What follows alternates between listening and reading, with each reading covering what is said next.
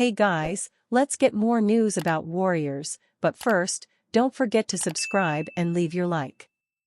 Draymond Green continues to disrespect the Pacers, somebody had to get there. Draymond Green was not overly impressed by the Indiana Pacers beating the Knicks and reaching the Eastern Conference Finals. In an episode of his podcast, Draymond Green noted that he stands by calling the Pacers a regular season team, and them beating the Knicks was not impressive. He added that he thinks the Boston Celtics will defeat the Pacers in 5 games to reach the NBA Finals. Draymond, do you owe the Pacers an apology for calling them an 82-game team? And the answer is no. You got to take your hat off to the Indiana Pacers. I still personally think they're an 82-game team. But I didn't think the Knicks was real, so like somebody had to get there. Now you get Boston. They played well defensively versus New York. It's a different animal. This is a totally different animal. I got Boston, no problem. Should be a gentleman's sweep. So, no, there's no apologies. They got to the conference finals. Somebody have to get there. It's the East. We get it. Somebody's got to go. But congrats to them. That's dope. I think this is going to be the end of the road for them.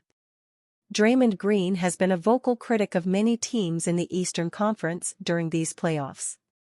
Most recently, he claimed that the Knicks were a fluke in the playoffs and that they were not a legitimate contender, something he stood by in his comments about the Pacers as well. Clearly, Green is not a believer in many teams in the Eastern Conference. Even though he noted that the Boston Celtics were the favorites to beat the Pacers, Green has asked questions about the Celtics and their championship pedigree. He recently noted that it would be a failure if the Celtics did not win an NBA championship this season with the amazing roster that they have assembled. With the Warriors losing in the play-in tournament, Draymond Green has been part of the media coverage of the NBA playoffs. Green has shared a lot of takes on several teams while serving as an analyst on Inside the NBA, or just on his podcast like he did with the Pacers. Green has always been a polarizing figure for his aggressive and provoking style of play on the court. But his words have now started to garner the same degree of vitriol that his play does. Recently, he told Knicks fans that he didn't want to hear any excuses about injuries in the wake of their elimination from the NBA playoffs. Green hasn't gotten away without anyone confronting him though. On Inside the NBA, Charles Barkley called out Draymond Green for defending Stephen Curry being named the NBA's most clutch player for the 2023-24 NBA season. So Green's arguments have been placed under the microscope regularly. From now on, Draymond Green is expected to be part of Inside the NBA's team for the NBA Finals, which will add yet another experienced voice to the panel, especially one that has very recent experience playing championship-level basketball in the NBA. A brief history of All-Rookie Warriors. On Monday, it was announced that Golden State Warriors guard Brandon Podziemski had been named to the All-Rookie First Team, where he joins Victor Wembanyama, Chet Holmgren, Jamie Jaquez Jr., and Brandon Miller. It's one heck of an accomplishment for Podziemski, who was nearly joined by his teammate Tracy Jackson Davis, the first player out, missing the second team by 1 point. Making the All-Rookie team is an awesome accomplishment that Podziemski should certainly celebrate. But how telling is it? Not all of the All-Rookie classes can be as good as 2003 to 2004, when the voters selected LeBron James, Carmelo Anthony, Dwayne Wade, Chris Bosh, and Kirk Hinrich. But usually, when we look back on the All-Rookie teams, they paint a fairly accurate picture as to who emerged as impact players long-term. But I was curious, so it seemed like a good time to travel back in time and look at the 21 Warriors to make the All-Rookie team before Podziemski. It's worth noting that prior to the 1988-89 season, the NBA only had 1 All-Rookie team, instead of 2. So surely the Dubs would have had a few additional second-teamers in there otherwise. Here's the full list in reverse chronological order, including some important context. what other players make the all-rookie team that year, and how the player did in the ensuing season. It pains me to say it, but Pascal kind of represents the worst-case scenario for a player on the all-rookie team. When you make the team, especially the first team, it isn't expected that your best days are already behind you. But that's what happened for Pascal, who jumped on the scene as a second-round pick on a 15-win squad, playing 1,654 minutes and scoring 837 points, and then only logging 1,431 more minutes and 715 more points in his career, though of course he could get back to the NBA again someday.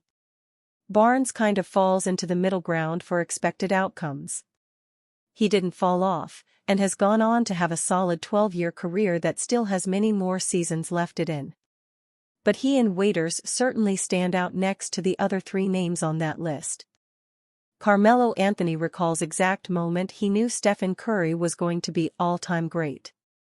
Stephen Curry is widely regarded as one of the greatest players in the history of the NBA, and he has been considered by some as a top 10 player of all time. Furthermore, his impressive career has seen him win 4 NBA rings. Recently, Carmelo Anthony shared a fascinating story about Steph Curry on his podcast, 7 p.m. in Brooklyn.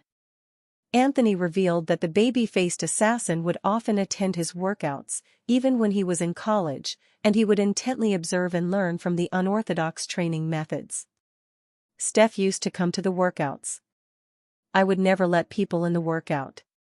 I never wanted guys that I had to go up against to know what I was doing. At this time, we talking about even in college going into NBA. My first couple years, I'm in the gym, CP is coming out of college. CP brings Steph to the workouts. I'm watching Steph, he's just studying like all the ****. Then we would play one-on-one. I saw everything that we were seeing in college when he was at Davidson and made that run in the tournament. All of that up, close and personal.